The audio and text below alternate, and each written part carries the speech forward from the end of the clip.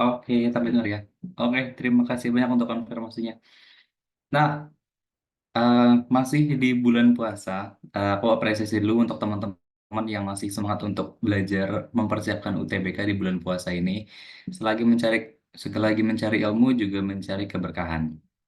Nah, seperti biasa di sini kita akan melanjutkan penalaran umum ya, penalaran umum. Cuman kita akan membahas tryout 5 yang apa namanya yang sudah dikerjakan yang sudah lalu. Penara umum tryout paket 5. Tapi sebelum itu seperti biasa kita berdoa terlebih dahulu. Berdoa dipersilakan.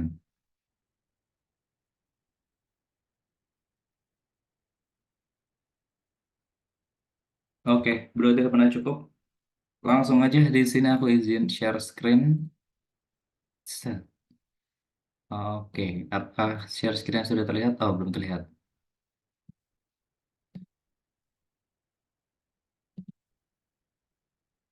Oke, sepertinya share screen sudah terlihat ya. Ini kita akan langsung bahas aja penalaran umum paket 5. Nah, paket 5. Tryout paket 5. Nah, di sini ada berapa ya? Ada 30 soal kalau nggak salah. Ada 30 soal. Nah, di sini kita akan bahas satu per satu. Seperti biasa ini soal pertama, ada teks panjang banget ya. Satu, dua, tiga paragraf. Kemudian ada juga gambar, gambar pertama. Nah, kita diminta untuk menjawab soal nomor satu sampai dengan nomor 7.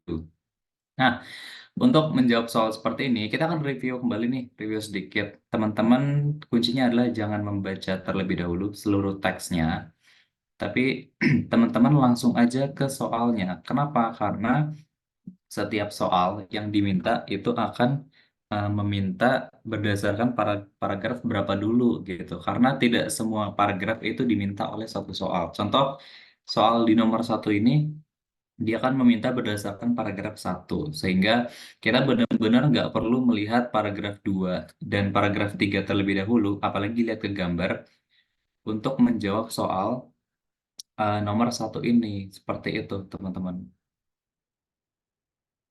Nah, kita langsung aja ke soalnya. Berdasarkan paragraf satu, manakah di bawah ini pernyataan yang paling benar? Kalau misalnya ngomongin, oke, ngelag sedikit. Kalau misalnya ngomongin soal pernyataan yang paling benar, ini kita acuannya ada pada teks. Jadi mengacu pada teks ya teman-teman. Literally nggak setiap katanya sih, tapi setiap makna katanya itu tuh ada di dalam teksnya. Itu adalah cara menjawab apa namanya pernyataan yang paling benar. Contohnya gimana? Contoh kita akan melihat opsi A. Opsi A di sini dikatakan total pasien yang sembuh itu sebanyak 3.911. Nah, kita lihat apakah benar sesuai pada teks total pasien yang sembuh itu ada sebanyak 3.911. Di sini kita ambil aja kata kuncinya nih, ambil aja nih angkanya 3.911. Apakah iya total pasien yang sembuh ada 3.911? Di paragraf satu kita cari angkanya. Set. Di paragraf satu ada nggak nih kira-kira 3.911?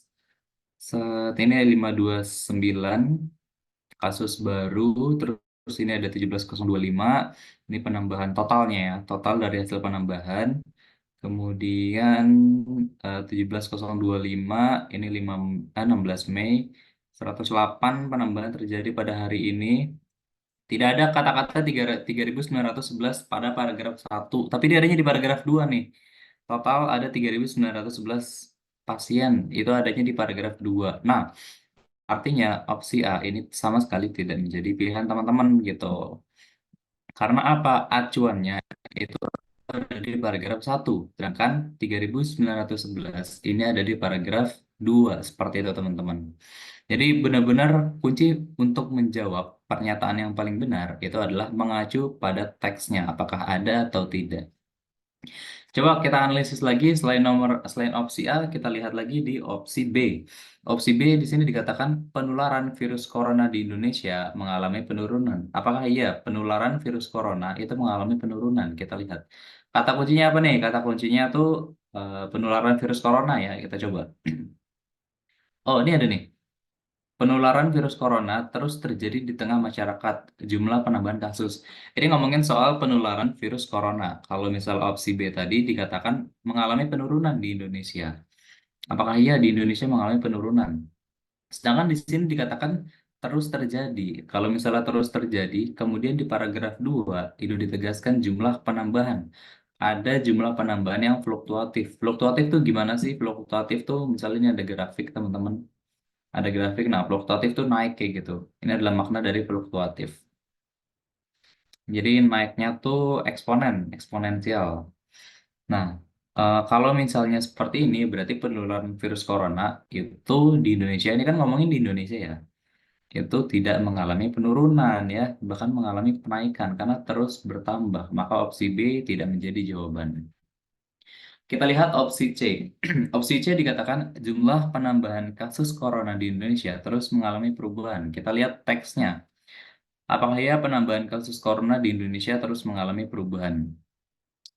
Kasus corona, kita lihat di sini terus terjadi fluktuatif berdasarkan data yang dihimpun. Terus ada 529 kasus baru dalam 24 jam terakhir. Berarti 24 jam terakhir ini ngomongin di hari Sabtu. Nah, kemudian penambahan tersebut menjadikan ada total. Oke, setelah ditambah 529, totalnya menjadi 17.025. Kemudian hal ini diungkapkan oleh pemerintah. Ini kita baca aja nih. Masih ngomongin tentang apa namanya perubahan baru. Cuman di sini tidak tertulis secara eksplisit ya. Eksplisit tuh maksudnya tuh tertulis dengan jelas gitu. Kalau misalnya penambahan corona ya. Penambahan kasus corona itu mengalami perubahan. Di sini tuh tidak tertulis secara eksplisit nih sepertinya nih. Atau kalau misalnya teman-teman ada yang lihat secara eksplisit bisa nih dikasih di kolom chat. Apa nih hal positif ada 17.025 kemudian mengumumkan harapan pasien sembuh. Terus ini hari ini ngomongin di hari masih hari Sabtu juga. Tercatat ada penambahan 108 pasien COVID. Jadi yang sebelumnya di hari sebelumnya itu ada 529, kemudian di hari ini tuh tercatat 108. Ini bisa dikatakan sebenarnya perubahan tapi tidak terjadi, tidak tertulis secara eksplisit. Ini masih mungkin tapi masih belum kode. Masih belum kita pastikan nih apakah opsi C menjadi jawabannya. Tapi kita lihat dulu di opsi D dan opsi E. Di opsi D, ada 108 kasus baru COVID-19 selama 24 jam terakhir. Apakah penambahannya sekitar 108 pada 24 jam terakhir? Kita lihat ada angka 108 nih ya kan. Set, hari ini tercatat ada penambahan 108 pasien COVID. Oh ini yang menjalani pemeriksaan, deng. Ini bukan ini penambahan pasien COVID yang menjalani pemeriksaan 2 kali. Oh, yang maksudnya 24 jam itu yang mana? Kayaknya ini deh. Ya nggak sih? Sini kalau misalnya penambahan ada di 529 kasus baru terjadi dalam 24 jam terakhir. Ini maksud konteks dari ini nih opsi D. Ada 108 kasus baru. Yang di sini kan 108 ini mengacu pada pasien yang menjalani 2 kali pemeriksaan. Tapi di sini 529 itu adalah kasus baru, penambahan kasus baru dalam 24 jam terakhir. Jadi ini pernyataan yang salah ya, harusnya 529 bukan 108. Kemudian yang E, hasil pemeriksaan menggunakan metode PCR menunjukkan hasil positif. Apakah iya hasil positif? Ini kata kunci yang bisa kita ambil. Apakah PCR itu menunjukkan hasil yang positif? Kita cek. Nah, oh ini ada kata-kata PCR di paling bawah ya. Hari ini itu tercatat ada penambahan 108 pasien COVID yang menjalani 2 kali pemeriksaan dengan metode PCR. Ini menunjukkan hasil negatif virus corona. Yang menunjukkan hasil negatif itu adalah yang menjalani 2 kali pemeriksaan di 108 orang ya, 108 pasien itu menjalani PCR, habis itu 108 ini menunjukkan hasilnya negatif. Sedangkan di opsi E hasil pemeriksaan menggunakan PCR itu menunjukkan hasil yang positif. Sedangkan kalau misalnya orang ngetes itu nunjukin itu hasilnya negatif seperti itu. Jadi apa namanya opsi E ini jelas apa namanya tidak menjadi jawaban. Jadi yang paling mungkin ya yang paling benar walaupun tidak tertulis secara eksplisit ini adalah yang C seperti itu teman-teman. Nah nomor 1 apakah ada pertanyaan dari teman-teman?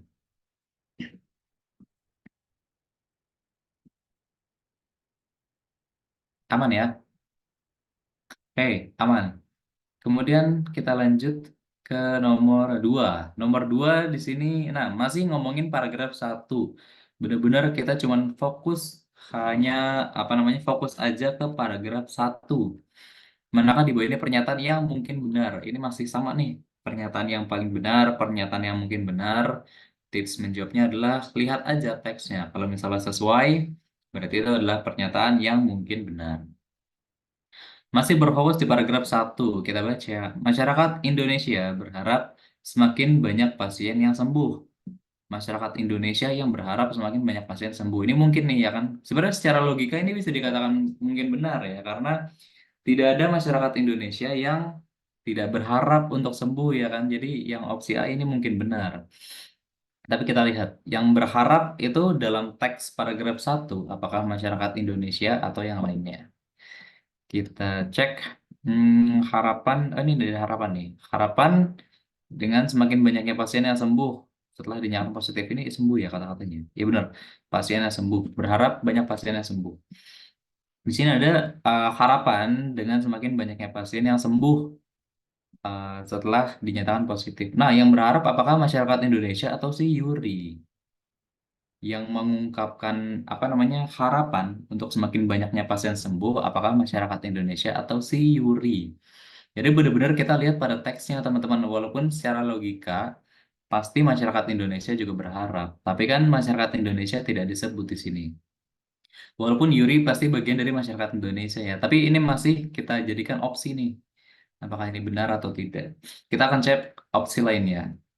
Opsi lain di sini Ahmad Yuryanto selaku jubir pemerintah itu menyampaikan perkembangan virus corona di Indonesia. Nah, kita cek apakah iya si Ahmad Yuryanto ini seorang jubir dari pemerintah dan beliau menyampaikan perkembangan virus corona di Indonesia. Kita cek. Ini Yuri mengungkapkan, kemudian ada kata-kata Yuri lagi nih. Ya, Yuri, ada kasus dan ada penambahan menjadikan total di Indonesia. Hal ini diungkapkan, oke. Hal ini diungkapkan juru bicara pemerintah. Ini juru bicara pemerintah untuk penanganan virus corona, yaitu Ahmad Yuryanto. Oke, Ahmad Yuryanto benar, dia seorang juru bicara pemerintah. Terus beliau mengungkapkan tentang apa nih, penanganan virus corona. Penanganan virus corona. Hal ini mengacu kemana nih? Hal ini mengacu ke penambahan tersebut menjadikan total 17.025. Ya, hal ini diungkapkan juru bicara pemerintah. Jadi hal ini apa yang dikatakan sama juru bicara pemerintah itu adalah hal ini ya. Hal ini itu mengacu ke kalimat sebelumnya yaitu penambahan tersebut menjadikan total 17.025. Nah, penambahan tersebut artinya mengacu ke ini. Ada penambahan 529 kasus baru ya. Jadi seperti itu teman-teman. Hal ini mengacu ke paragraf sebelumnya yaitu penambahan kasus dan penambahan tersebut ini mengacu ke 529 ini. Jadi kalau misalnya kita cek, Ahmad Yuryanto ini selaku jubir pemerintah, dia betul menyampaikan perkembangan virus corona. Ini maknanya banyak nih sebenarnya perkembangan virus corona. Bisa ngomongin soal tadi penambahannya, ya kan penambahan dari 529 terus totalnya jadi 17.025, ini masih mungkin benar. Jadi agak dekat nih yang B sama A, tapi di sini kan yang diminta apa? Pernyataan yang paling mungkin benar, seperti itu. Kemudian apa lagi? Yang C, terjadi penambahan kasus, kita cek masing-masing opsi. Terjadi penambahan kasus sebanyak 17.025 per tanggal 16 Mei 2020. Apakah penambahan kasusnya 17.025? 16 Mei 2020 itu menyatakan 529 kasus barunya. 17.025 ini adalah total. Jadi penambahannya tuh tidak 17.025, tapi penambahannya adalah 529. 17.025 ini merupakan total dari hasil penambahan. Maka opsi C jelas salah. Kemudian metode PCR digunakan oleh banyak negara. Apakah disebutkan banyak negara nih metode PCR digunakan? Ini pada paragraf ke-1 ya, masih paragraf 1. PCR hanya disebutkan sekali dan kalau misalnya kita baca 108 pasien ini menjalani 2 pemeriksaan metode PCR, hasilnya negatif. Terus kalau paragraf sebelumnya, bagaimanapun Yuri mengungkapkan harapan untuk banyak pasien yang sembuh. Tidak disebutkan negara ini ya, banyak negara ya. Walaupun mungkin kalau misalnya teman ngikutin perkembangan COVID kemarin, PCR memang digunakan banyak negara, tapi itu tidak disebutkan di paragraf 1. Jadi ini kemungkinan tidak menjadi jawabannya. Jumlah kasus corona selama bulan Mei mengalami penurunan. Ah, ini udah jelas-jelas salah. Orang tadi ada penambahan kok, tidak penurunan. Jadi pilihannya tinggal apa? Tinggal opsi B dan opsi A. Opsi A yang bikin blunder adalah masyarakat Indonesia. Sedangkan kalau di paragraf 1 yang bilang harapan adalah si Yuri ya kan. Yuri. Kemudian kalau opsi B ini tentang perkembangan virus corona. Kalau misalnya perkembangan virus corona berarti tentang update. Update tentang virus corona, hari ini terjadi apa, besok terjadi apa, kemarin terjadi apa. Jadi yang paling mungkin benar adalah yang B. Kenapa? Karena Ahmad Yuryanto benar selaku jubir pemerintah sudah tertera di paragraf 1 ya. Nah, juru bicara pemerintah Ahmad Yuryanto dan beliau menyampaikan terkait tentang perkembangan virus corona. Nah, perkembangan virus corona banyak, salah satunya ya ini. Ada penambahan 29 kasus baru, totalnya menjadi 17.025. Seperti itu merupakan bagian dari perkembangan virus corona. Nah, itu adalah opsi 2. Apakah ada opsi 2, nomor 2. Ada pertanyaan dari teman-teman mungkin, silakan kalau ada pertanyaan.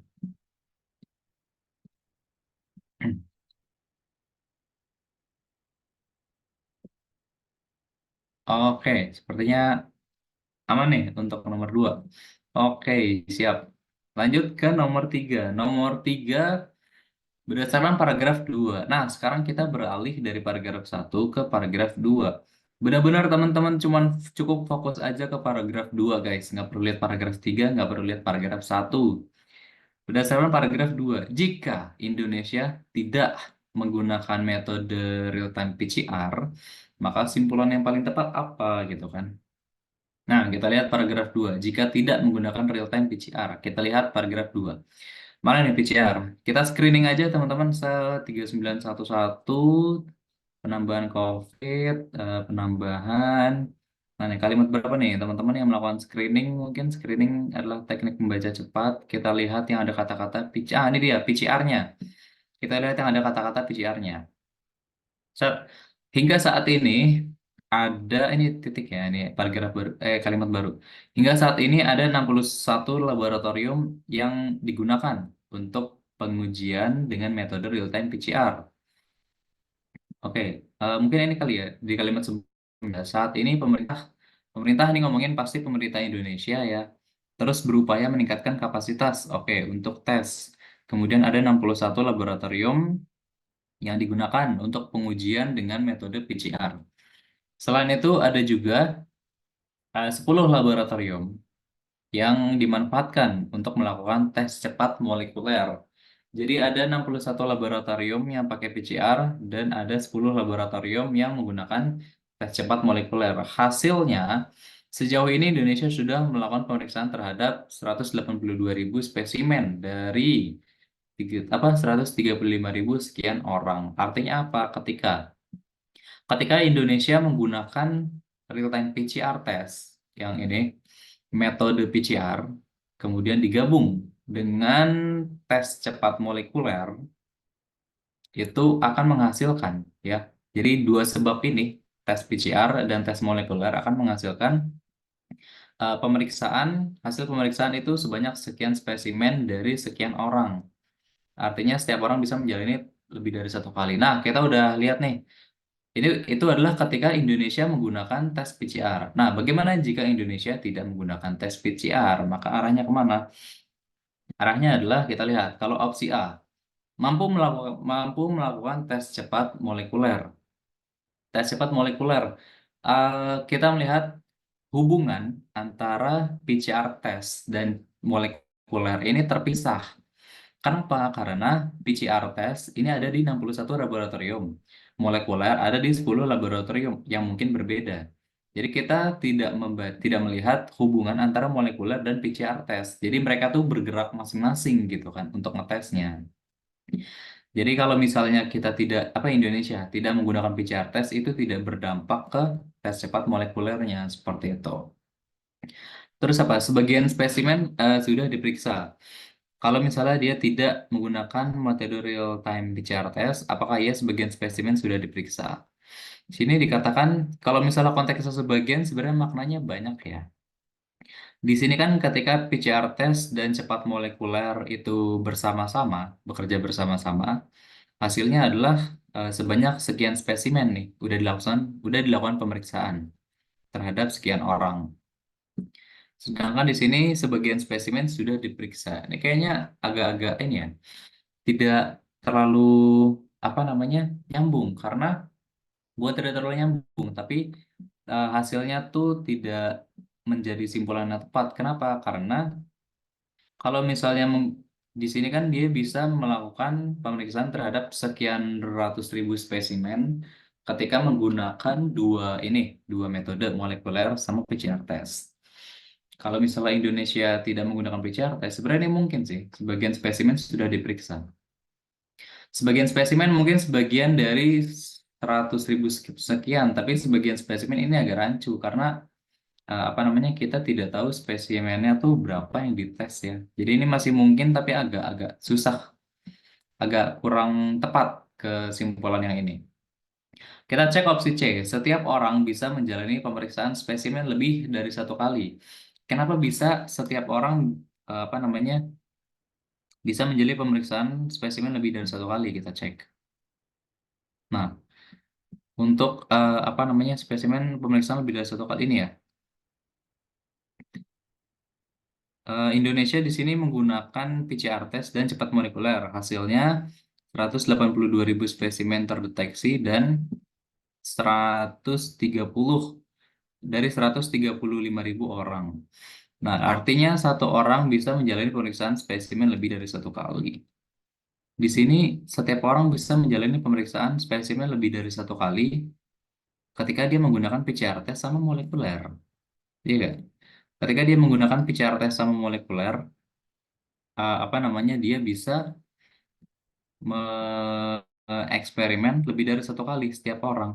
Jangan kalau misalnya dia tidak menggunakan PCR test, berarti kan nggak bisa. Berarti ini bukan jawabannya. Seperti itu, teman-teman.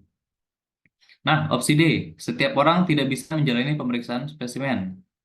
Setiap orang, oh kalau opsi E jelas salah nih ya. Semua orang bisa menjalani spesimen. Setiap orang tidak menjalani pemeriksaan spesimen. Nah, orang itu akan menjalani spesimen ya akan menjalani pemeriksaan terhadap sekian spesimen itu ketika menggunakan tes cepat molekuler dan PCR test. Jadi kalau misalnya tidak menggunakan PCR test berarti tidak menjalani pemeriksaan spesimen. Jadi ini kayaknya yang paling tepat nih dibandingkan yang opsi B tadi.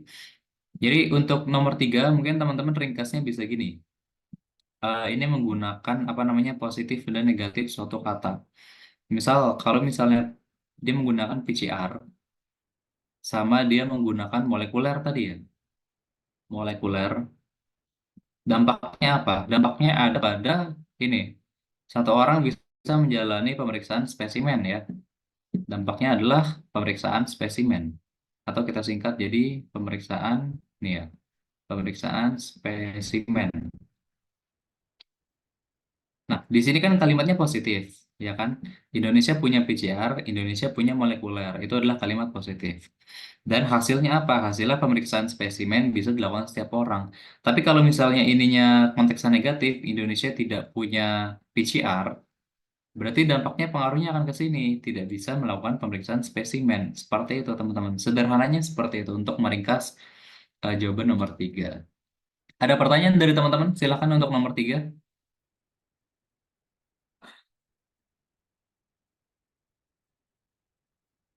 Apakah ada pertanyaan?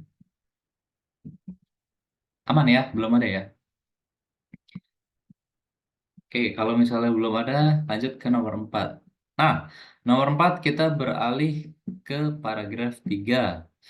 Kita akan beralih ke paragraf ketiga. Maka di bawah ini pernyataan yang benar. Oke, ngomongin pernyataan yang benar, balik lagi kita lihat apakah sesuai dengan teks atau tidak. Lanjut aja. Total pasien yang meninggal sebanyak 1089. Apakah iya 1089 adalah total pasien yang meninggal? Sesuai dengan paragraf 3 kita baca 1089 screening kita cari nih mana angka 1089. Saat oh, ini nggak ada. Hmm, nggak ada 1089 ya? 1089 ada di sini malah paragraf 2. Total ada 1089 pasien yang meninggal. Ini ada di paragraf 2. Tidak ada di paragraf 3. Makanya berarti ini jawabannya kurang tepat nih guys. Kalau misalnya berdasarkan paragraf 2, baru opsi A menjadi jawaban.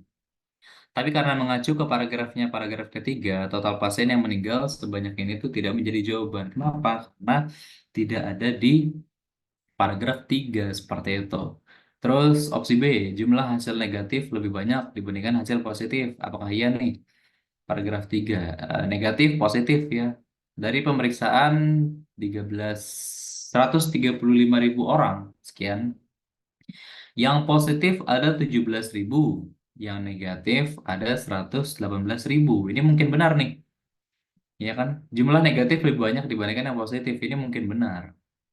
Tapi karena ini kita belajar, kita cek aja ya opsi C, D, E. Kasus COVID tersebar di 33 provinsi. Apakah iya provinsinya ada 33? Kayaknya udah nambah nggak sih?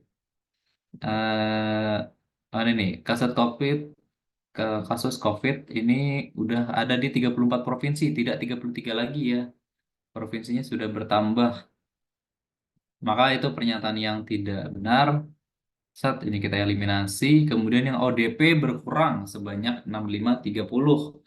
Apakah iya yang ODP berkurang sebanyak 6530? Apakah ada? Oh ini nih. Di sini dikatakan 6530, tapi di sini bertambah. Jumlah ini bertambah. Ini mengacu ke mana? Ini mengacu ke ODP. Jadi ODP itu bertambah 6530, bukan bukan berkurang ya. Jadi ini masih kurang tepat juga. Kemudian ini PDP lebih banyak daripada ODP. Kita cek apakah iya. Kemudian sejak oh ini nih dari sini dulu. Yuryanto ini menyebutkan bahwa ada 269.000 ODP ya. Itu ini totalnya ada 269.000. Kemudian ada 35.000 doang yang statusnya PDP. Jadi banyakkan PDP atau ODP? Banyakkan ODP ya. Sedangkan di sini dikatakan banyak PDP. Ini jelas salah opsinya B. Wah, ini cukup terlihat nih. Benar-benar sesuai apa yang ada di teks. Tinggal kita tafsirin. Ya, untuk nomor 4 mengacu ke paragraf 3. Aku rasa aman ya, nomor 4 cukup eksplisit nih. 33 provinsi, sedangkan di paragraf 3 nyebutnya 34, kurang tepat. 1089 ini disebutkan di paragraf 2, bukan paragraf 3, makanya kurang tepat. 6530 ini tidak berkurang, tapi bertambah sebanyak 6530 ya, sesuai paragraf 3. Dan jumlah ODP itu lebih banyak nih, sampai ratusan ribu, ini cuman apa namanya puluhan ribu. Aman lah ya, ini untuk nomor 4. Kita lanjut ke nomor 5. Set. Nomor 5 di sini kita fokus ke gambar 1 ya. Gambar ini. Kita tinggal lihat apa namanya cara membaca gambar. Jumlah kasus aktif di Indonesia mengalami ini diminta yang salah ya. Oh, salah salah. Ini diminta yang salah, guys. Jumlah kasus aktif di Indonesia mengalami peningkatan. Apakah iya jumlah kasus aktif di Indonesia mengalami peningkatan? Kita lihat. Kasus aktif itu yang mana sih? Oh, ini. Sebenarnya kalau misalnya kita lihat grafiknya ya teman-teman, baik itu kasus virus corona, ini total kasus yang warna biru, itu mengalami penaikan. Nah ini merupakan fluktuatif nih teman-teman. Coba di sini. Ini adalah penaikan penaikan secara fluktuatif atau eksponensial. Eksponensial tuh kalau misalnya nanti teman-teman apa namanya masih ingat matematika persamaan apa namanya suku banyak itu nanti eksponensial bentuknya seperti itu. Kasus sembuh ini yang merah ini terus kemudian kasus corona yang meninggal ini yang di bawah dan ini kasus aktif yang oranye ini semuanya mengalami peningkatan ya. Semuanya grafiknya itu naik. Berarti jumlah kasus aktif ini adalah opsi yang benar gitu ya. Tapi kita kita nyari yang salah. Kita lihat jumlah kasus sembuh di Indonesia paling banyak itu ada di bulan Mei. Jumlah kasus sembuh di Indonesia paling banyak di bulan Mei, kita cek. Set, mana nih kasus sembuh? Kasus sembuh ada di warna merah. Sini Maret, April, Mei. Yang paling banyak berarti puncak ya, paling tinggi. Ini ada di bulan Mei. Ya bener sih ya kan. Kasus sembuh ini nilainya paling tinggi, ini ada di bulan Mei. Jadi ini pernyataan yang benar, tapi balik lagi kita nyari yang salah. Selama 3 bulan, total kasus di Indonesia lebih dari 15.000 selama 3 bulan. 3 bulan yaitu Maret, April, Mei, total kasusnya itu tuh lebih dari 15.000. Ini yang membatas 15.000, sedangkan kasusnya lebih dari 15.000 ya, masih ada sedikit nih. Berarti ini adalah pernyataan yang benar. Kemudian jumlah kasus sembuh di Indonesia mendekati. Kalau mendekati berarti belum nyampe 5.000 untuk kasus yang sembuh. Yang sembuh itu warna merah, ya. Kasus sembuh itu warna merah, berarti yang merah ini dikatakan mendekati 5.000. 5.000 ambangnya ada di sini, mendekati ya. Berarti ini dikatakan pernyataan yang betul. Kita nyari pernyataan yang salah, yaudah berarti opsinya yang E. Karena pernyataan dari opsi A, B, C, D itu benar, berarti yang salah adalah yang E. Kita lihat aja untuk yang E. Jumlah kasus meninggal lebih banyak dibanding kasus sembuh. Apakah iya? Grafik yang kasus meninggal di atas yang sembuh. Meninggal tuh ada yang warna kuning, ini yang paling bawah. Kemudian yang sembuh itu ada warna merah. Sembuh ada di warna merah. Ini yang sembuh tuh di atas ya, otomatis kan yang sembuh itu lebih banyak daripada yang meninggal. Prinsipnya seperti itu. Berarti ini adalah pernyataan yang salah. Seperti itu untuk membaca grafik. Jadi teman-teman bisa lihat satu persatu. Ada pertanyaan mungkin untuk nomor 5, silakan. Dalam membaca grafik atau membaca gambar.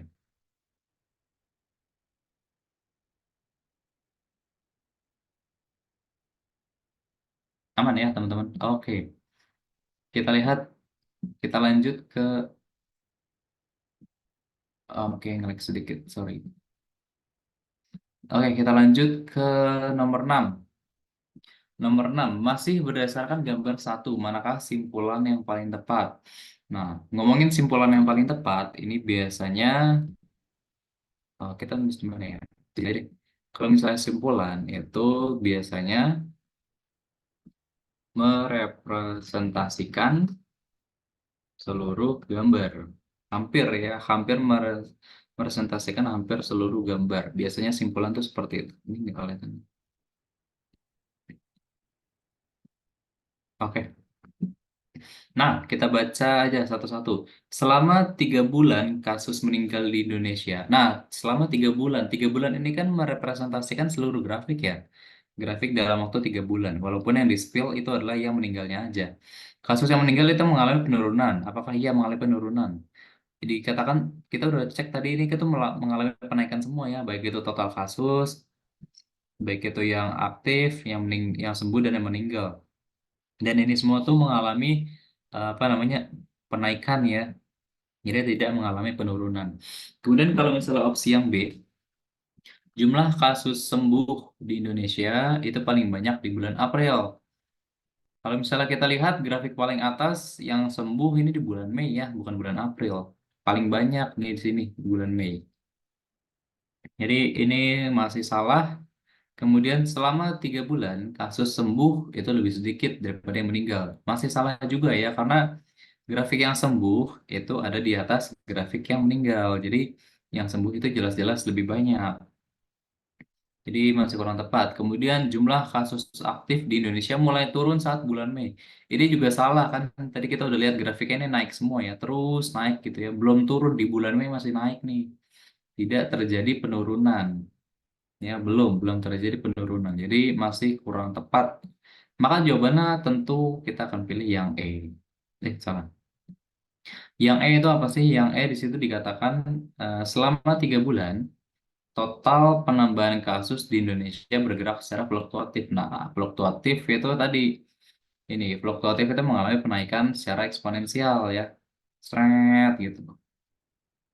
Itu fluktuatif. Kalau misalnya linear, dia tuh berupa garis lurus. Peningkatannya tuh gini linear. Set. Ya, walaupun garisnya nggak lurus, tapi anggap aja lurus ya guys. Gitu itu linear. Oke, kita lanjut aja nih ke nomor 7. Nomor 7 di sini berdasarkan teks tersebut. Tingkat rasio kesembuhan pasien COVID. Oke, berdasarkan teks tersebut berarti, wah berdasarkan 3 paragraf nih. Rasio. Rasio itu apa sih? Rasio itu adalah perbandingan. Rasio di sini merupakan perbandingan. Kalau perbandingan tuh apa? Perbandingan adalah, misal kita ngomongin perbandingan yang sembuh. Berarti kita harus bikin apa namanya yang sembuh dibagikan dibagi dengan yang positif. Seperti itu, teman-teman. Yang sembuh berbanding dengan yang positif. Nah, kita cek. Jadi rasio kesembuhan gitu. Kalau misalnya rasio meninggal berarti yang meninggal dibagi yang positif. Kenapa cuma yang positif? Karena ya kan total yang apa namanya yang kena COVID yang positif gitu tandanya. Kalau misalnya negatif berarti kan konteksnya ya nggak kena. Kalau misalnya nggak kena berarti kan nggak sembuh, nggak sakit kayak gitu. Nanti kita lihat aja berapa jumlah yang sembuh dan berapa jumlah yang positif. Kita baca. Oh, kita screening lagi nih. Ada berapa yang sembuh? Oh, ini udah ketemu nih kata-katanya nih. Sembuh ya. Yang sembuh tuh ada 3911. Yang positif berapa? Total positif ini ya, total positif ya. 529 kasus baru. Itu penambahan menjadikan totalnya menjadi sekian. Oh iya benar, guys. Berarti apa namanya yang sembuh ini ada 3911 dan yang positif totalnya ada 17.025. Kemudian karena ini mencari persentase, bentuknya tinggal kita kali 100%. Ayo, berapa nih kira-kira? 39, apa namanya? 3911 berbanding 17.000. Ada yang tahu mungkin kira-kira berapa angkanya? Nih ya, apa namanya? Opsi E. Jadi 22,97%. Kalau misalnya teman-teman bingung cara ngebaginya, teman-teman tinggal ini aja. Dikecilin aja angkanya, guys. Kecilin aja jadi 39 teman-teman bagi dengan 170. Jadi dua angka di belakang hilangin aja nih. 39 bagi 170. Ini 39 juga bisa kita buletin nih. Apa namanya? Kita bagi menjadi 40 kayak gitu. Ini bisa. Hasilnya apa namanya sekian. Kok ada yang miss ya kayaknya ya? 39 39 170. Wah, coba kayaknya kita harus hitung nih. Ini harusnya jadi 40 sekian persen. 39 dibagi 40. Mana nih kalkulator? Siapa yang lagi megang kalkulator, guys? Coba dibagi. Kalau dibagi hasilnya berapa? Bener, deng. Bener ya. 22, Bang. Ya bener. 39 39 bagi 170 benar-benar. Ini sekitar 2 nih, benar. Oke, opsi E. Oke, aman ya. Ada yang pertanyaan mungkin untuk apa namanya? 7 nomor pertama. Ada pertanyaan silakan. Kalau tidak ada, kita lanjut.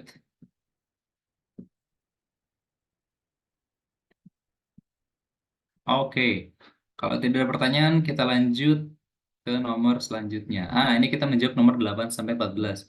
Ada berapa paragraf nih? Paragraf 1, 2, 3, 4, 5, 6, 7, 8. 8 paragraf dan satu gambar. Alangkah banyaknya. Semangat ya, teman-teman. Kita lanjut nomor 8. Berdasarkan paragraf 8. Kita fokus aja ke paragraf 8. Prinsipnya masih sama, ngomongin pernyataan yang benar. Kita lihat benar-benar di teks, apakah apa namanya sesuai dengan teks atau tidak. Nah, opsi A, penduduk Maluku dan Papua itu berada di bawah garis kemiskinan. Kita lihat penduduk Maluku dan Papua ini ya. Oh ini nih, eh, Pulau Maluku, Papua ini masih menjadi yang tertinggi. Seperlima atau tepatnya 21,2% dari jumlah penduduknya berada di bawah garis kemiskinan. Oke. Jadi ini ngomongin Maluku dan Papua itu sekitar 21,2% penduduknya berada di bawah garis kemiskinan. Ada 21,2%.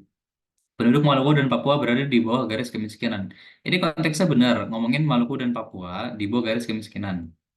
Tapi ngomongin penduduk, sedangkan kalau di sini kan cuma ngomongin seperlima. Seperlima artinya sebagian. Kalau ini maknanya apa? Seluruh dong. Ini maknanya seluruh.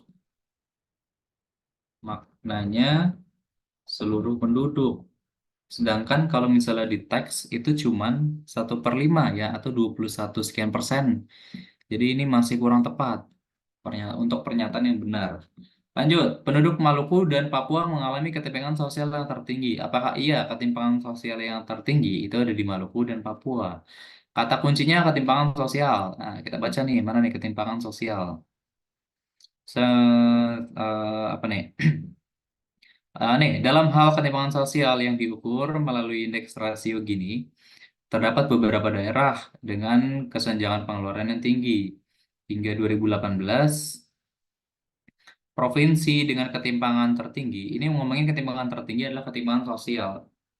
Hingga 2018 yang tertinggi adalah DIY, Gorontalo, Jawa Barat, dan Papua. Sedangkan pada teks yang disebutkan adalah Maluku dan Papua. Papuanya masuk tapi Malukunya enggak. Dan masih ada tiga provinsi lainnya yang memiliki ketimpangan tertinggi yaitu DIY, Gorontalo, dan Jawa Barat. Masih kurang tepat untuk opsi B, terlihat jelas di kolom teks. Kita lihat opsi C. Opsi C, Kepulauan Bangka Belitung, Kalimantan Utara, dan Sumatera Barat memiliki pengeluaran yang merata dari seluruh apa namanya kelas ekonomi. Kita baca. Mana nih apa namanya pengeluaran merata kelas ekonomi. Nih sebaliknya provinsi dengan pengeluaran yang hampir hampir merata dari bawah dari kelas bawah, menengah dan atas. Bawah, menengah, atas berarti seluruh kelas ekonomi yaitu Kepulauan Bangka Belitung, Kalimantan Utara dan Sumatera Barat. Nih bisa masuk nih.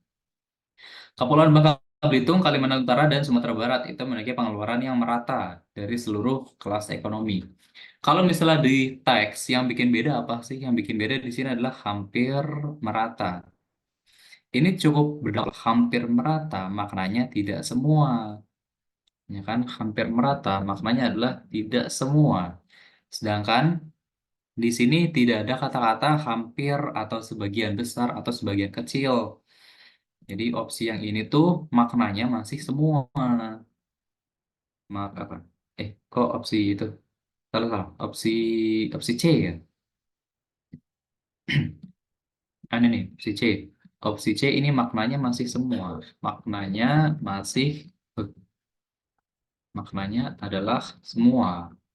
Seperti itu. Itu yang membedakan. Jadi kata-kata seperti sebagian besar, kemudian sebagian kecil, hampir, tidak seluruh, itu sangat berdampak untuk membuat pernyataan seperti itu, teman-teman.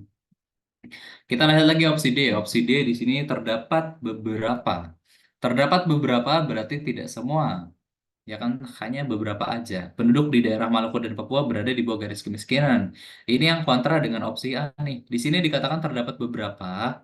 Kalau di sini maknanya kan semua. Nah, terdapat beberapa ini juga masuk nih ke sini, ya kan? Hanya seperlima, hanya 1/5%, apa namanya terdapat beberapa itu maknanya sama. Artinya sebagian, sebagian penduduk di daerah Maluku Papua itu berada di bawah garis kemiskinan ini bisa betul. Kemudian yang E adalah Jawa Barat merupakan salah satu daerah dengan penduduk miskin tertinggi. Apakah iya Jawa Barat? Kita baca teksnya. Penduduk miskin tertinggi mana ya? Oh, nggak ada kata-katanya malu. Papua, ini apa? Persentase Maluku Papua seperlimanya di bawah garis kemiskinan. Dalam ketimpangan sosial diukur rasio Gini, kesenjangan pengeluaran, DIY, Gorontalo, Jawa Barat. Jawa Barat tuh ada di ketimpangan sosial tertinggi, bukan miskin tertinggi. Sebaliknya, provinsi dengan pengeluaran merata. Wah, tidak disebutkan Jawa Barat sebagai miskin tertinggi. Tidak ada, jelas salah. Maka jawabannya adalah yang D. Seperti itu. Wah, berarti di sini kunci jawab untuk menjawabnya adalah screening, teman-teman. Screening penting banget. Teknik membaca cepat. Oke, lanjut ke nomor 9. Nomor 9 ngomongin kesimpulan ya, simpulan. Jika perbaikan tidak terjadi di desa-desa, maka simpulan yang tepat adalah, nah, kita melihat ini sebagai apa namanya kausal. Kausal itu apa sih? Kausal itu adalah sebab akibat ya, sebab akibat. Jadi ketika dikatakan jika perbaikan tidak terjadi, maka apa yang terjadi? Biasanya di teksnya apa? Di teksnya biasanya jika perbedaan terjadi, maka apa yang terjadi? Kita lihat apa namanya perbaikan di desa-desa ya berdasarkan paragraf 3. Satu, dua, tiga. Nah, dari data yang sama, kemiskinan banyak terjadi di desa-desa dan ketimpangan antar desa serta kota masih berlanjut walaupun terjadi perbaikan. Wah, di sini ketimpangan nih. Ketimpangan antara desa dan kota masih berlanjut walaupun sudah terjadi perbaikan. Artinya apa? Ketimpangan tidak terdampak karena adanya perbaikan ya, karena masih berlanjut kok padahal udah ada perbaikan. Kita lihat faktor yang paling signifikan ini adalah apa namanya upah real. Upah real buruh tani dan nilai tukar petani. Kedua faktor itu apa maksudnya? Kedua faktor itu adalah faktor ini upah real dan ini ya perbaikan ya. Perbaikan itu adalah dua faktornya. Itu mengalami kenaikan. Kedua faktor itu mengalami kenaikan. Ini adalah yang mempengaruhi tingkat kemiskinan. Maka apa? Maka yang terdampak dari hasil perbaikan dan upah real itu adalah kemiskinan. Nah, kita lihat set untuk nomor 9. Faktor yang memengaruhi tingkat kemiskinan jika perbaikan tidak terjadi di desa-desa. Maka simpulannya adalah faktor yang mempengaruhi tingkat kemiskinan seperti ini nggak masuk ya. Kalau misalnya simpulan berarti jika tidak terjadi perbaikan maka dampaknya apa kan seperti itu. Nah, kalau misalnya yang B, upah real buruh tani dan nilai tukar petani tidak mengalami kenaikan. Ini juga tidak masuk nih. Ini upah real kan faktor, perbaikan kan faktor. Jadi mereka tuh tidak saling berkaitan, tapi mereka bekerja sama gitu ya. Dampaknya adalah di kemiskinannya tadi. Kalau misalnya di sini, opsi C, kemiskinan terjadi dan ketimpangan itu akan semakin berkurang. Oh, jelas-jelas salah. Orang terjadi perbaikan aja, ketimpangannya masih berlanjut. Apalagi tidak terjadi perbaikan. Nggak mungkin berkurang. Harusnya berlanjut juga nih. Coba lihat ini. Kemiskinan banyak terjadi di desa-desa dan ketimpangan eh, apa namanya antar desa serta kota masih berlanjut. Nah, ini unik nih. Apa namanya opsi ini bisa. Kemudian yang E, kemiskinan dan ketimpangan antar desa dengan kota sangat tinggi. Nah, apa yang membedakan opsi D dengan opsi E? Opsi D di sini dikatakan masih berlanjut. Terjadinya perbaikan atau tidak terjadinya perbaikan, ketimpangan dan kemiskinan pun masih berlanjut, ya kan? Kan disebutkan nih. Mana nih? Nih. Kemiskinan banyak terjadi di desa-desa dan ketimpangan di desa masih berlanjut walaupun terjadi perbaikan. Artinya apa? Mau ada perbaikan kayak mau tidak ada perbaikan, kemiskinan dan ketimpangan masih berlanjut. Sedangkan di sini dikatakan perbaikan tidak terjadi di desa-desa. Ini mendekati tapi ini kurang tepat. Yang tepat adalah kemiskinan dan ketimpangan antar desa dengan kota itu menjadi sangat tinggi. Seperti itu adalah simpulan yang lebih tepat, guys, menjadi sangat tinggi. Jadi lebih tepat ke sini, lebih berdampak gitu. Nah, ada pertanyaan sampai dengan nomor 9, teman-teman?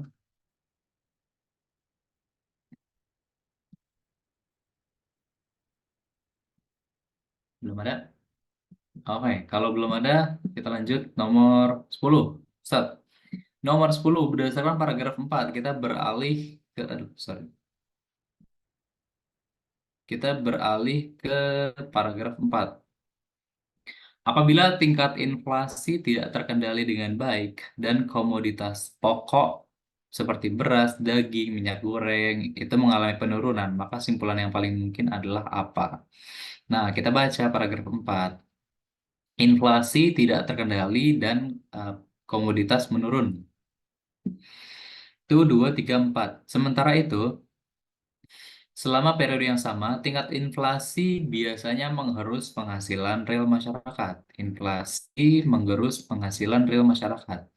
Dan ada dampaknya. Biasanya menggerus penghasilan real masyarakat itu terkendali dengan baik. Oke, kondisinya adalah inflasi ini terkendali dengan baik. Tingkat inflasi periode sekian itu hanya sebesar sekian. Bahkan untuk beberapa komoditas apa namanya itu mengalami penurunan. Jadi kalau misalnya inflasi terkendali dengan baik, itu komoditas mengalami penurunan. Kan efeknya seperti itu. Inflasi terkendali dengan baik, komoditas mengalami penurunan. Sekarang kita lihat di sini. Nomor 10 dikatakan apabila tingkat inflasi tidak terkendali dengan baik dan komoditas ini tetap mengalami penurunan. Kira-kira apa yang mungkin? Tingkat inflasi menggerus penghasilan real masyarakat. Jadi bisa betul nih, ya kan? Opsi A bisa betul. Kenapa? Karena inflasi mana nih? aneh. Inflasi yang biasanya menggerus penghasilan real masyarakat ini terkendali dengan baik. Kalau misalnya terkendali dengan baik, apakah penghasilan masyarakat tidak tergerus? Tetap tergerus ya, tetapi tergerusnya itu terkendali. Maknanya seperti itu. Maknanya seperti itu. Inflasi yang biasanya menggerus penghasilan masyarakat terkendali dengan baik. Di sini nggak ada kata-kata ketika terkendali dengan baik, penghasilan masyarakat tidak tergerus, itu tidak. Tapi dikendalikan dengan baik, penghasilan masyarakat ini tetap tergerus ya, walaupun tidak banyak. Jadi ini mungkin tapi kurang tepat. Terus tingkat inflasi tidak menggerus apa namanya penghasilan real masyarakat. Ini juga masih apa namanya tidak tepat nih. Kita mencari hubungan antara tingkat inflasi dengan komoditas pokok ya. Set. Yang C, komoditas pokok itu tidak terkena dampak inflasi. Loh, kenapa tidak terkena dampak inflasi? Kalau misalnya kita lihat lagi teksnya, di sini dikatakan apa namanya ketika inflasi terkendali dengan baik, maka apa namanya komoditas pokok itu mengalami penurunan.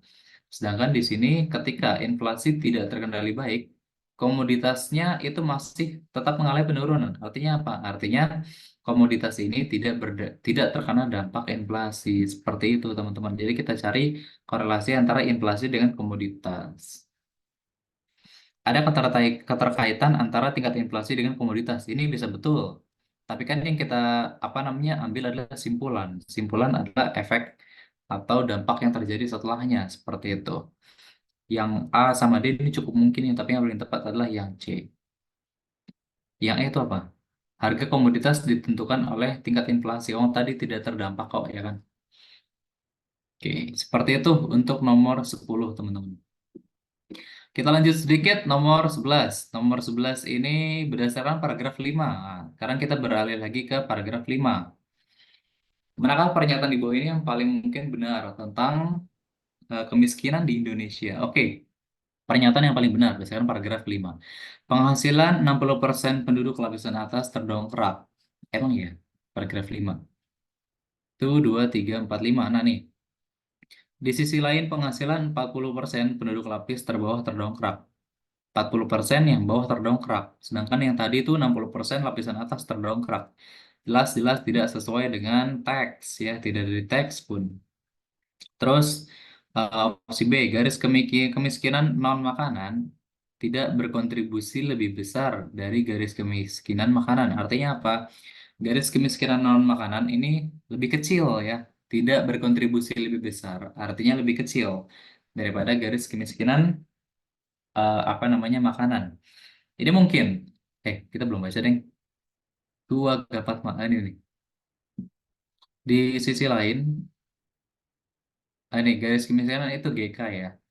Garis kemiskinan selama periode sekian itu tergerak sebesar 2,36% saat menjadi sekian. Terus garis kemiskinan makanan berkontribusi paling besar yaitu sekian, 73% sekian.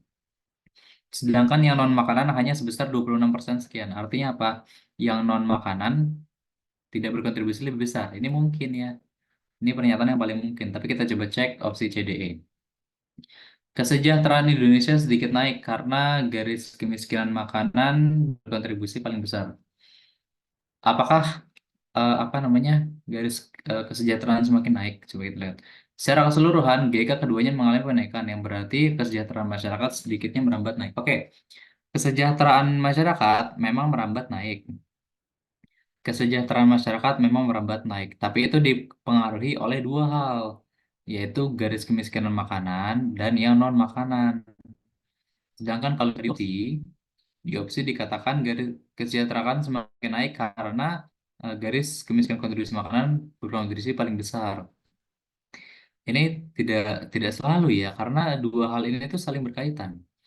Pun kalau misalnya garis kemiskinan yang non makanan lebih besar dan yang makanan lebih kecil, itu kesejahteraan harusnya tetap naik gitu ya. Mereka berdua ini kerjasama.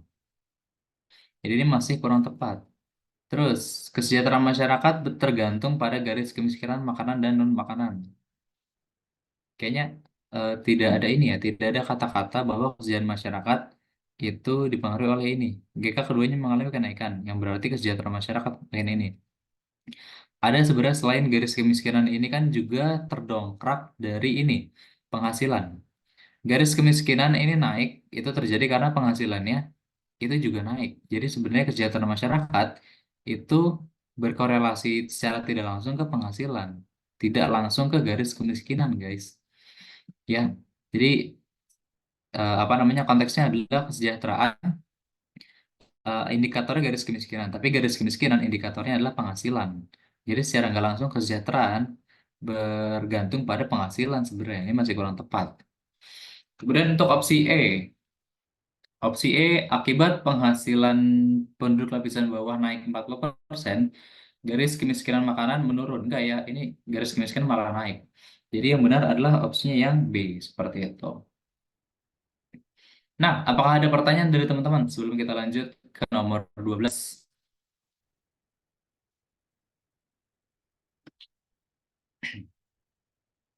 Aman ya? Oke, masih aman nih sepertinya. Kita lanjut ke nomor 12. Paragraf 5 masih ngomongin paragraf 5. Paragraf 5, apabila garis kemiskinan makanan berkontribusi lebih kecil ya atau tidak lebih besar dari garis kemiskinan non-makanan. Manakah di bawah ini simpulan yang paling mungkin? Apakah kesejahteraan tidak merambah naik atau yang lainnya? Kesejahteraan tidak merambah naik. Nah,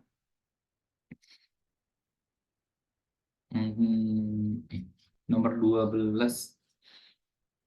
Oke, sebenarnya kalau misalnya kita lihat kata-katanya ya, ketika garis kemiskinan itu keduanya mengalami penaikan, artinya kesejahteraan masyarakat itu merambat naik. Mau itu garis makanan yang lebih besar atau garis makanan yang lebih kecil, kalau misalnya keduanya mengalami penaikan, berarti kesejahteraan masyarakat ikut naik. Kan simpulannya seperti itu. Jadi, apa namanya, kesejahteraan masyarakat tidak merambat naik ini masih kurang tepat ya. Karena apa? Kesejahteraan masyarakat itu tetap akan naik ketika dua-duanya naik. Garis kemiskinan makanan ataupun garis kemiskinan non-makanan. Yang penting dua-duanya naik, itu kesejahteraan masyarakat tetap naik gitu guys. Jadi tidak merambat naik ini masih kurang tepat. Terus penghasilan penduduk tidak meningkat sebesar 40%. Nah, kalau balik lagi, kalau misalnya garis kemiskinannya naik, ya kan, mau itu siapa kek yang lebih besar, itu ya itu dipengaruhi oleh faktor penghasilan yang naik. Jadi ini kurang tepat juga. Penghasilan penduduk tidak merambat naik. Nah, harusnya ketika penghasilannya naik, nah nih. Nah, ketika penghasilannya naik, itu garis kemiskinannya itu akan ikut naik, guys. Jadi, apa namanya hubungannya kayak gini nih. Penghasilan, penghasilan, kemudian garis kemiskinan, dua ya, dua garis kemiskinan, kemudian kesejahteraan. Nah, ketika penghasilannya naik, maka GK-nya naik. Ini maknanya tidak sama seperti ketika GK-nya naik, maka penghasilan naik itu tidak. Jadi, dia tuh urutan. Penghasilannya dulu yang naik, nah itu akan berdampak pada garis kemiskinan yang naik. Garis kemiskinan naik, maka kesejahteraan naik. Maka apa yang terjadi? Kesejahteraan itu terdampak langsungnya tuh oleh penghasilan, seperti itu. Garis kemiskinan ini kayak indikatornya aja. Jadi ini masih kurang tepat. Kemudian garis kemiskinan tidak berpengaruh pada kesejahteraan masyarakat. Ini juga masih kurang tepat nih. Garis kemiskinan itu sebagai indikatornya. Jadi yang paling tepat adalah yang E. Kesejahteraan masyarakat akan tetap merambat naik, mau itu yang makanan lebih besar atau yang non makanan lebih besar. Yang penting kalau misalnya dua-duanya naik, maka kesejahteraan tetap akan merambat naik. Seperti itu.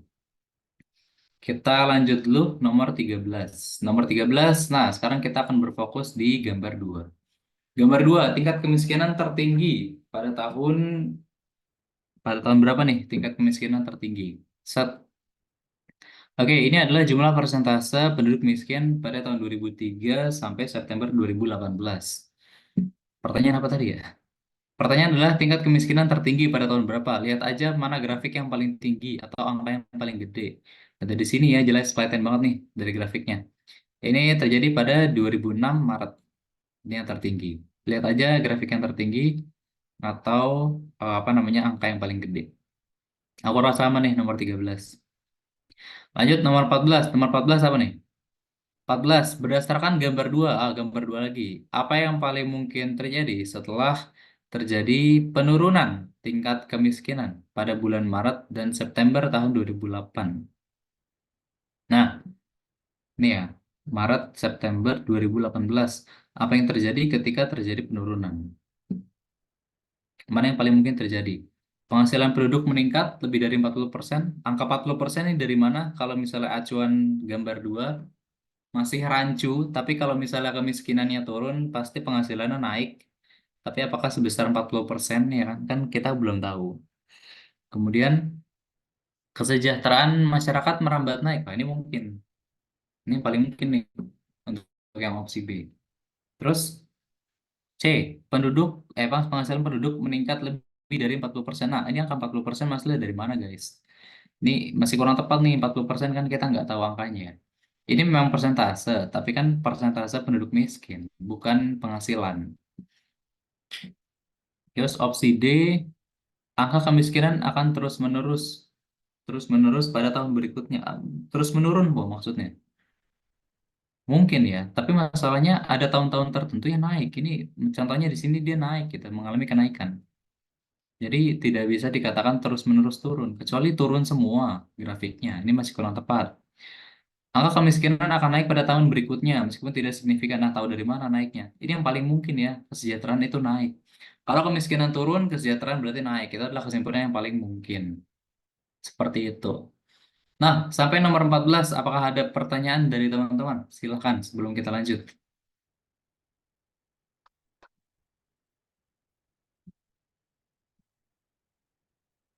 Oke, aman ya. Kalau aman, kita lanjutkan ke nomor 15. 15 kita masih berkutat dengan apa namanya? Simpulan. Kita masih berkutat dengan simpulan. Mana yang paling didukung oleh bacaan tersebut? Nah, yang paling didukung itu maksudnya gimana? Yang paling didukung adalah simpulan ini. Simpulan ini berarti apa namanya menjadi akibat dari atau sebab atau sesuai. Biasanya gini, kalau misalnya didukung konteksnya adalah gini, kita gini. Kalau misalnya didukung ini konteksnya adalah apa namanya? Sesuai teks atau apa namanya? Akibat atau ini apa namanya? Sebab akibat maksudnya. Sebab akibat banyak deh. Banyak faktornya. Salah satunya adalah sesuai dengan teks ataupun sebab akibat. Itu adalah simpulan yang didukung. Contohnya gini, beristirahat sejenak di ruangan yang sejuk akan meredakan pusing. Apakah ia beristirahat sejenak di ruangan yang sejuk akan meredakan pusing? Kita lihat. Oh, ini pusing ya. Pusing, oh ini. Biasanya pusing dapat sembuh atau reda tanpa penanganan khusus. Ini ada beberapa upaya untuk meredakan pusing. Seperti istirahat di ruangan yang sejuk. Nah, ini kan sesuai ya. Beristirahat sejenak di ruangan sejuk. Ya kan, istirahat di ruangan sejuk. Itu akan meredakan pusing. Ini mungkin ya kan, karena pusing dapat diredakan oleh ini. Pusing diredakan dengan istirahat di ruangan yang sejuk. Nah, ini mendukung. Seperti itu konteksnya mendukung. Terus contoh lagi untuk opsi nomor 2. Pusing dapat disebabkan oleh kondisi yang membahayakan. Wah, apa iya? Pusing dapat disebabkan oleh kondisi yang membahayakan.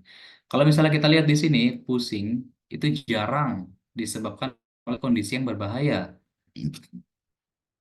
Tapi di sini dikatakan pusing, oh pasti ya, pasti. Nah, konteks pasti ini berarti benar-benar disebabkan oleh kondisi yang berbahaya, sedangkan di sini jarang. Jelas-jelas ini tidak didukung. Terus opsi 3, sebagian besar penyakit pusing disebabkan oleh hal yang tidak berbahaya. Kalau misalnya jarang disebabkan oleh kondisi yang berbahaya, jarang sebagian besar, ya kan, hampir itu maknanya sama. Penyakit pusing disebabkan oleh hal yang tidak berbahaya. Ini bisa masuk nih. Ya, bisa masuk karena pusing jarang disebabkan oleh kondisi yang berbahaya. Terus yang 4, pusing akan mereda saat setelah beraktivitas olahraga. Apakah iya? Terkadang pusing terjadi akibat adanya perubahan. seperti saat hamil ataupun apa namanya bangun tidur setelah olahraga. Nah, setelah olahraga ini pusing terjadi, jadi tidak mereda. Ini masih tidak tepat juga. Sebagian besar orang mengalami pusing ketika masih bangun tidur. Ini bisa ya. Nah, orang pusing ketika bangun tidur ini bisa nih. Pusing akibat bangun tidur. Ini masih masuk. Jadi pernyataan yang didukung ada satu, 3, dan 5. Mana yang paling tepat? Opsi A, seperti itu. Oke, ada pertanyaan dari teman-teman untuk nomor 15, silakan.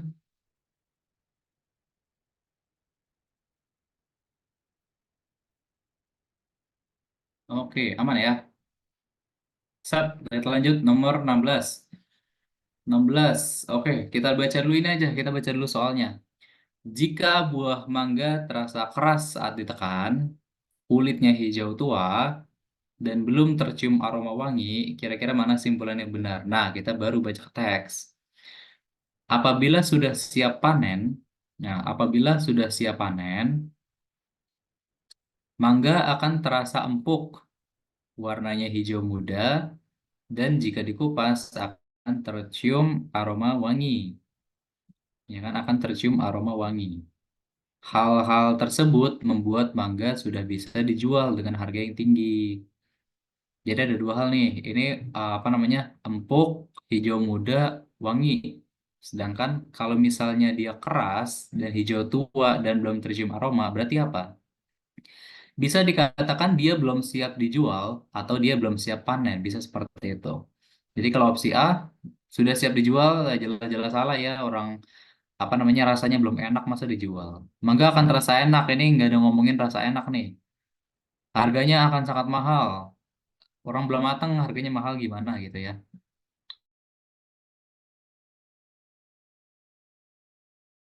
Ini. Ketika sudah empuk, hijau muda dan wangi, dia sudah siap dijual. Ketika belum, berarti belum siap dijual. Aku rasa aman nih untuk nomor 16 ya, soal yang cukup apa namanya, soal bonus. Kita lanjut ke nomor 17. Nah, manakah pernyataan berikut yang menggambarkan kualitas simpulan? Jadi di sini ada teks, ini ada teksnya, dan di sini ada simpulannya. Kira-kira simpulan ini tuh apakah pasti benar, mungkin benar, atau pasti salah, atau tidak relevan dengan teks seperti ini?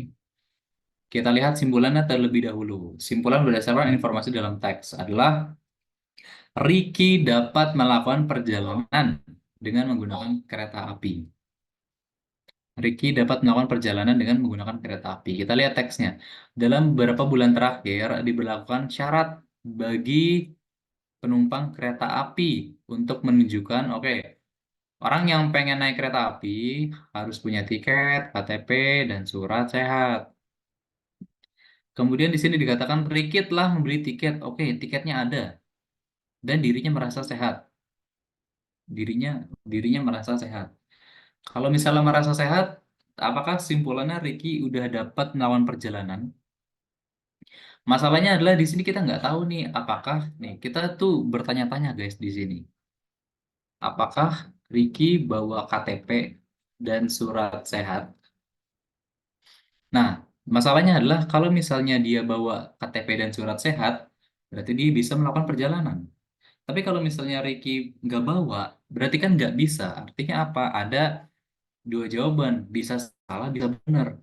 Kalau misalnya bisa salah, bisa benar, maka jawabannya adalah simpulan tidak dapat dinilai karena informasi itu tidak cukup. Seperti itu, teman-teman.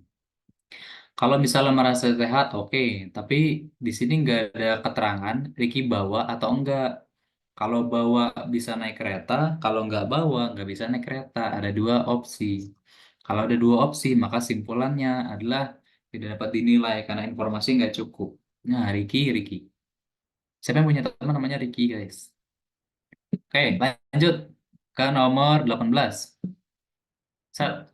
Nomor 18. Nah, simpulan yang paling didukung. Kira-kira yang mana nih? Kita cek aja satu-satu. Yang paling didukung mana nih? Psikologi menyarankan klien untuk mengalami rasa sedih berlebihan untuk mengonsumsi buah-buahan yang bermakna. Apa nih? Kita baca dulu deh ininya. Sebuah penelitian menunjukkan bahwa makanan manis itu membantu menstabilkan suasana hati, kebahagiaan, dan mencegah depresi. Karena otak itu melepaskan serotonin dan dopamin. Penelitian terbaru menunjukkan pengidap diabetes masih bisa menikmati makanan manis selama tidak mengandung pemanis buatan. Coba kita cek yang A. Psikologi menyarankan klien yang mengalami rasa sedih berlebihan untuk mengonsumsi buah-buahan yang manis. Oh, ini mungkin nih. Psikologi menyarankan klien yang mengalami rasa sedih berlebihan. Ya, rasa sedih berlebihan itu untuk mengonsumsi buah-buahan yang manis. Ini masih mungkin nih. Kenapa? Karena semua penelitian menunjukkan bahwa makanan manis bisa membantu menstabilkan suasana hati dan buah-buahan yang manis ini bisa mungkin. Tapi apakah makanan konteksnya buah-buahan? Masalahnya adalah buah-buahan masuk ke dalam konteks makanan. Ini bisa betul. Kita lihat opsi yang B. Orang yang mengidap diabetes tidak diperbolehkan mengonsumsi buah-buahan manis. Ini pernyataannya udah jelas-jelas salah. Kenapa? Pengidap diabetes boleh kok makan makanan manis, asal bukan pemanis buatan. Buah-buahan itu bukan pemanis buatan, guys. Pemanis alami, jadi masih boleh nih. Nggak boleh. Kayak gitu. Terus yang C, gula merupakan makanan yang paling cepat merangsang hormon dopamin dan serotonin. Di sini tidak disebutkan gula dan tidak disebutkan soal merangsang ini ya. Makanan manis memicu otak melepaskan. Di sini tidak disebutkan kalau gula itu yang paling cepat merangsang hormon ini, tidak dikatakan. Yang D, banyak penderita diabetes merasa tidak bahagia karena tidak dapat mengonsumsi makanan manis. Jelas-jelas salah. Pengguna diabetes masih boleh makanan manis, asal bukan pemanis buatan. Ya, karena tidak dapat mengonsumsi makanan manis, boleh, asal bukan pemanis buatan, kayak gitu. Penderita diabetes memiliki hormon dopamin dan serotonin yang tinggi. Ya, jelas-jelas tidak disebutkan. Wah, yang paling tepat udah jelas yang A. Ada pertanyaan nggak guys sampai sini? Silakan teman-teman.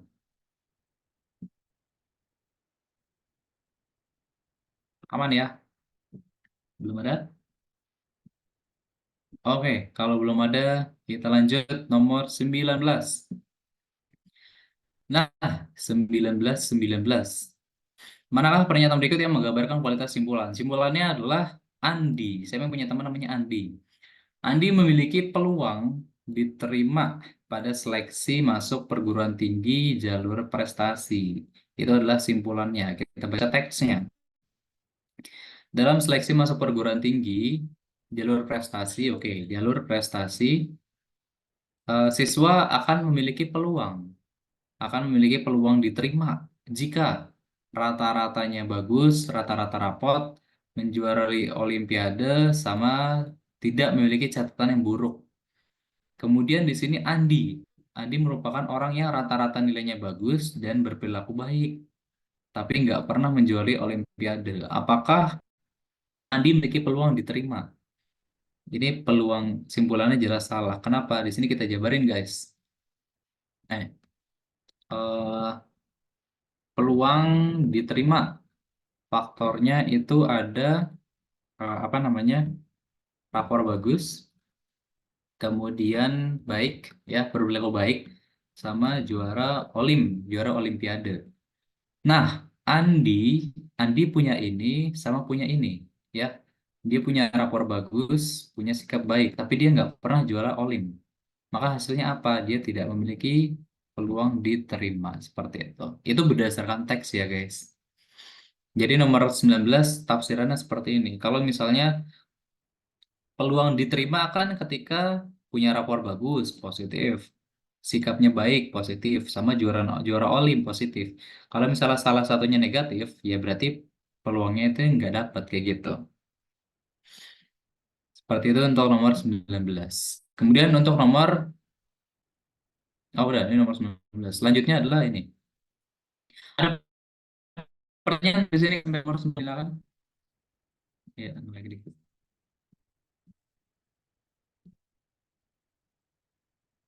Ada pertanyaan? Aman? Apa nih?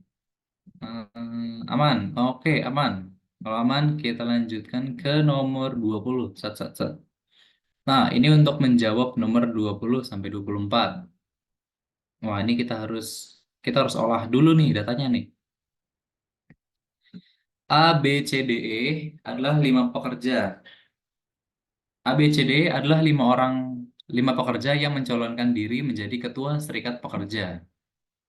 Ada 3 program yang diajukan apa namanya para calon, yaitu program peningkatan pekerja oleh A, B, C, terus program peningkatan olahraga oleh B, C, D, kemudian program peningkatan kesejahteraan oleh D, E, A. Nah, kemudian setiap warga hanya diperkenan memilih salah satu calon berdasarkan hasil programnya. Hasil pemungutan suara diperoleh kayak gini, 60 pekerja memilih apa namanya program peningkatan keterampilan pekerja, kemudian 45 pilih program olahraga dan 90 pilih program kesejahteraan. Jumlah suara terbagi sama besar pada calon-calon yang memiliki program sama. Maksudnya apa sih? Maksudnya adalah yang punya program keterampilan pekerja itu kan ada 60 poinnya. Nah, ini dibagi rata ke orang yang punya program ini. Yang punya program ini ada apa aja sih? A, B, C ya kan? A, B, C. Jadi gimana? Jadi misal kita kalau di mana ya? Nah, di sini deh. Berapa sih poin dari A?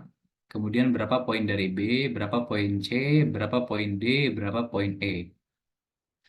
Nah, 60 orang yang 60 orang poin untuk program peningkatan keterampilan pekerja. Keterampilan pekerja dimiliki oleh ABC, maka mereka dapat poin sama rata nih, 60 bagi 3 ABC ya kan. Berarti ini 20, terus ini 20, terus ini 20. Ah, gitu maksudnya. Terus 45 pilih program olahraga. Siapa yang punya program olahraga yaitu BCD. Berarti di sini tambah 45 bagi 3 tambah 15. Terus ini tambah 15. Terus yang D tambah 15. Terus 90 itu peningkatan kesejahteraan. Yang kesejahteraan itu ada di DEE. DEA ya. Berarti ini tambah 30. Terus ini yang E 30. Terus yang A ini tambah 30. Seperti itu. Berarti yang A dia punya poin 50. Yang B punya poin 35. Oh, ini kita tafsir sini. Yang A ini punya poin 50. Yang B ini cuman 35. Yang C terus 35.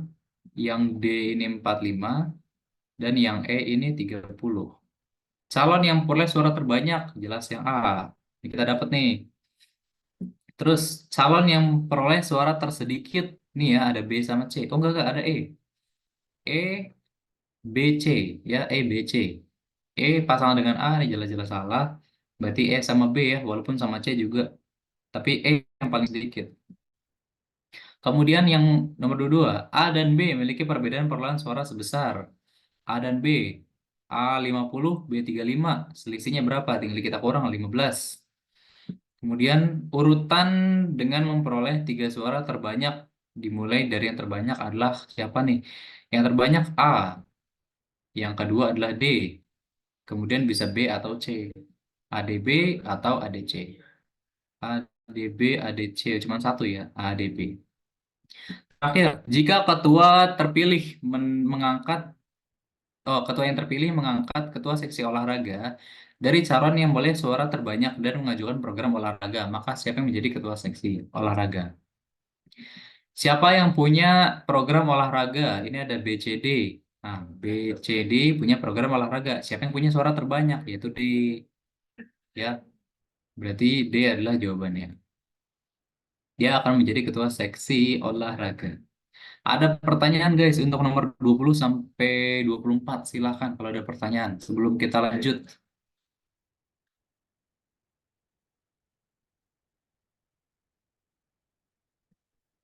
Asik, aman ya. Kalau aman kita lanjutkan ke nomor 25. Nomor 25 apa nih? 25. Sebuah toko menjual 4 jenis roti. Ada roti A, B, C, dan D. Setiap pembelian roti mendapatkan poin. Pembelian satu roti dapat 2 poin. Pembelian 2 roti 5 poin. Kecuali A dan D. Contoh kayak misalnya kita beli A dan B, berarti kita dapat 5 poin. Tapi kalau misalnya kita beli A dan D sekaligus, kita dapat 30 poin guys. Terus ketika kita beli 3 jenis roti itu dapat 20 poin, dan ketika kita beli 4 jenis roti itu dapat sekaligus 4 dapat 30 poin. Nah, Adi, siapa yang punya teman namanya Adi? Adi ingin membeli keempat jenis roti. Dengan kombinasi pembelian seperti apa dia dapat poin paling banyak? Oke, opsi A, pembelian 4 roti secara bersamaan A, B, C, D. Nah, kalau misalnya 4 jenis roti secara bersamaan dia cuma dapat 30 poin. Opsi B, pembelian 3 roti, habis itu lanjut 1 roti. Nah, tadi pembelian 3 roti, apapun jenisnya, itu dapat 20 poin. Habis itu beli lagi 1 roti, dapat 2 poin. Karena kan dia nggak sekaligus belinya. Terus kalau ini, C, dia beli A dan B, berarti beli 2 jenis roti ya. A dan B, 2 roti, ini 5. Kemudian dia beli lagi C dan D, tambah 5. Ini menjadi 10 poinnya. Kemudian dia beli A dan C masih sama. Karena kan yang dapat yang gede tuh A dan D ya. A dan C 5 poin, B dan D ini 5 poin. Ini masih 10. Berarti yang paling gede yang ini nih. A dan D ini 30. Kemudian ditambah B tambah C tambah 5. Ini dia dapat 35 poin. Seperti itu. Maka jawaban adalah yang E. Ada pertanyaan untuk nomor 25. Silakan dari teman-teman.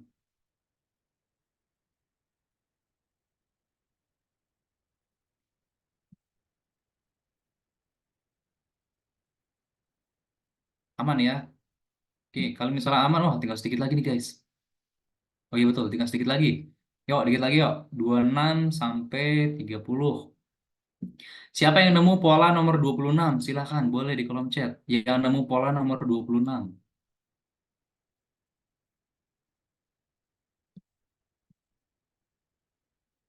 48 mas.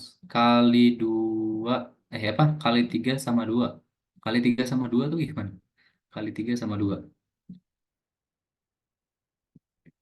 Kali 3 sama 2.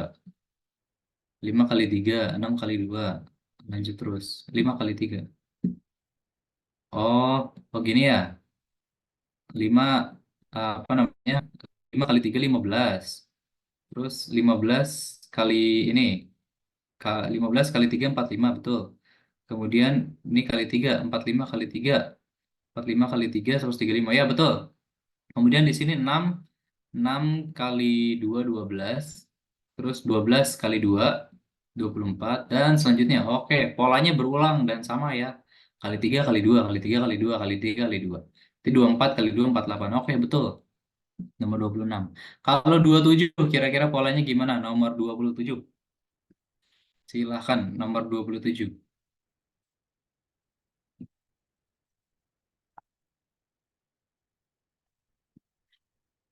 Siapa yang dapat pola nomor 27?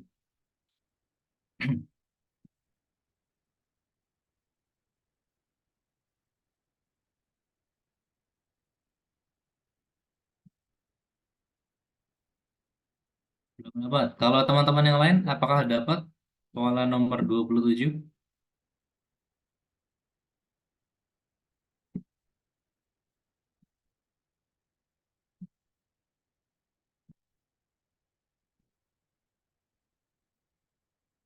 Bagaimana teman-teman yang lain? Apakah dapat pola nomor 27?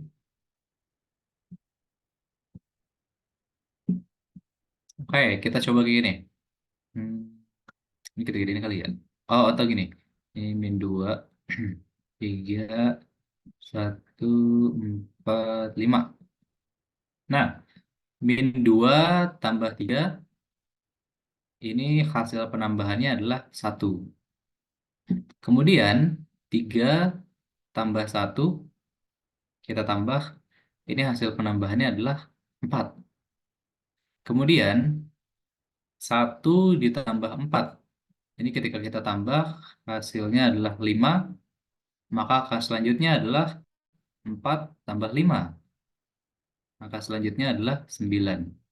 Kemudian 9 tambah 5. Hasilnya adalah 14. Jadi 9 dan 14 adalah jawabannya. Seperti itu teman-teman polanya. Ada yang dapat pola yang lain mungkin? Boleh banget. Fibonacci. Ya betul, betul banget. Itu adalah bagian dari Fibonacci. Jadi kita tambahin dengan angka sebelumnya. Kita tambahin dengan angka sebelumnya. eh, barisan ya, barisan dan deret Fibonacci. Betul banget. Ada yang punya pola lain mungkin boleh banget tuh kalau ada yang punya pola lain.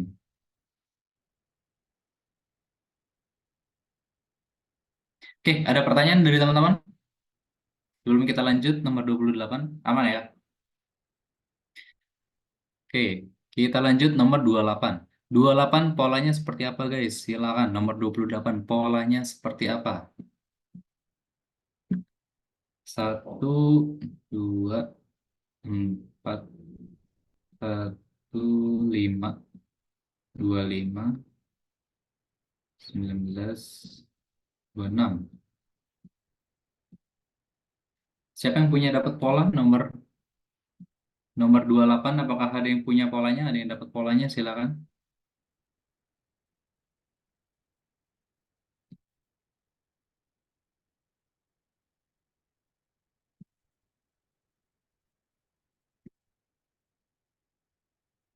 Wih, ada yang dapat apa nih? Belum. Oke, teman-teman yang lain bagaimana? Apakah dapat pola nomor 28? Polanya agak rumit nih. Satu, dua, empat. Habis itu satu, lima, apa? 25, 19.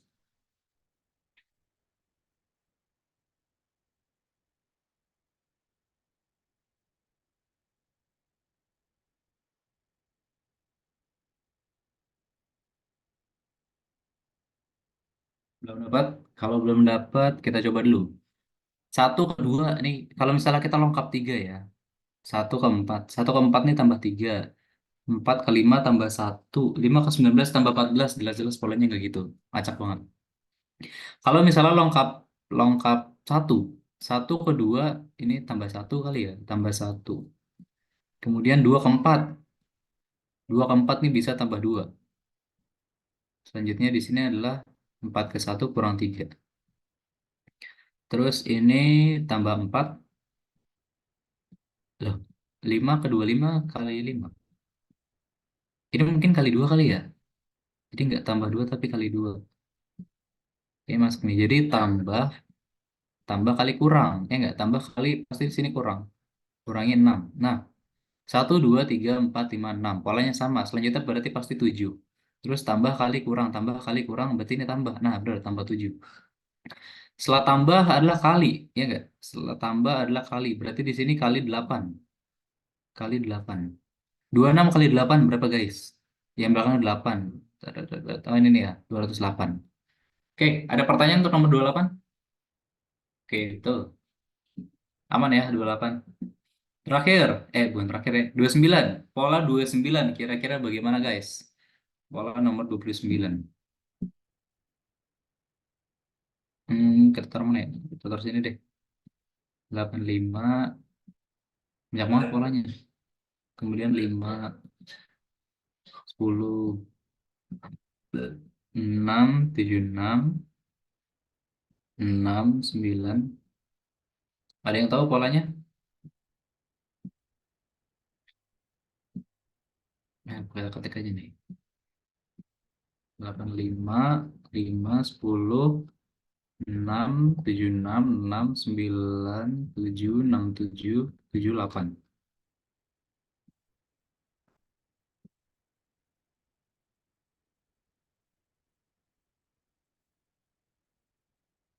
Ada yang dapat polanya mungkin? X, Y, Z. Nah, siapa yang dapat polanya?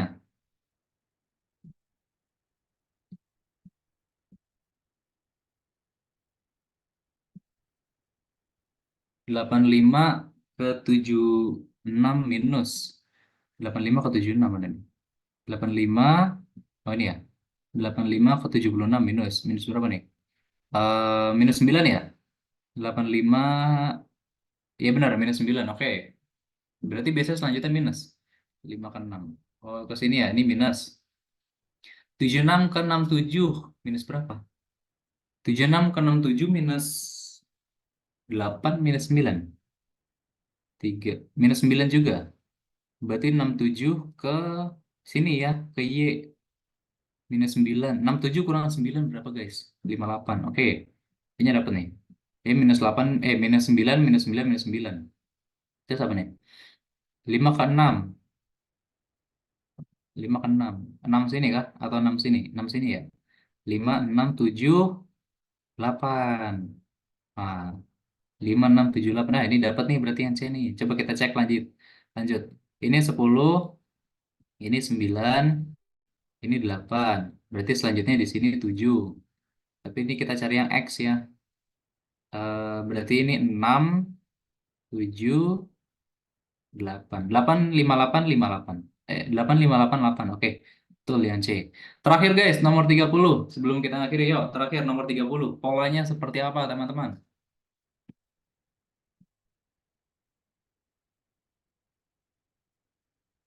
12, 15, 9. Yang udah terlewat kemarin, kira-kira polanya bagaimana?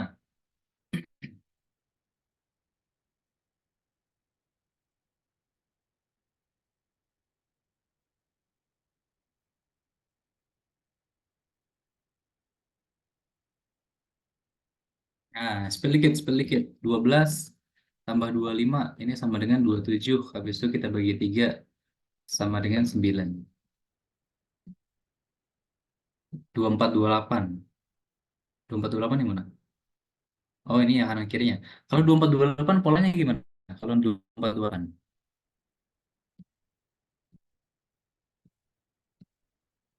Eh, kalau 24, 28 polanya seperti apa?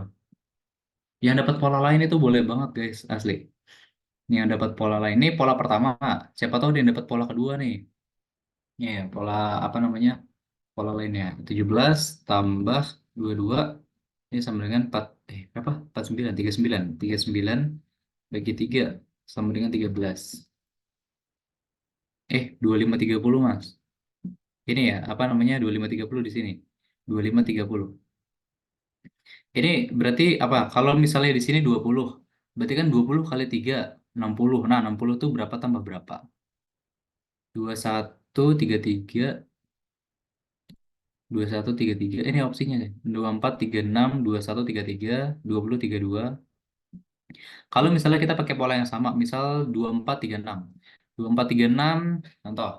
24, 36 berarti 24 tambah 36 sama dengan 60. 60 kalau misalnya dibagi 3 hasilnya 20. Ini benar ya, 20. 20. Ini kan 13. Kemudian ini 9. Terus kalau misalnya 21, 21 tambah 33. 21 berapa tuh? 21 tambah 33 ini adalah 54. 54 kalau dibagi 3 ini adalah 18. Ini sedangkan tengahnya 20. Berarti kayaknya opsinya yang A deh.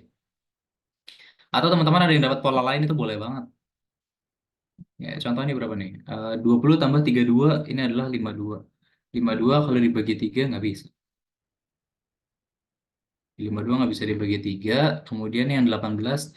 18 tambah 27 adalah 45. 45 bagi 3 adalah 15. Terus 17. 17 tambah 25 ini adalah 42 bagi 3 ini adalah 14. Wah, kayaknya yang paling tepat adalah yang A. Seperti ini.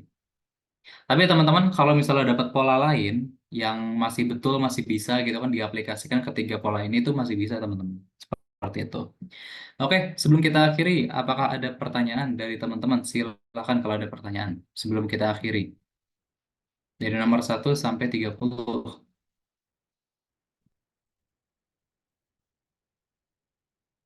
Ada pertanyaan atau sudah cukup?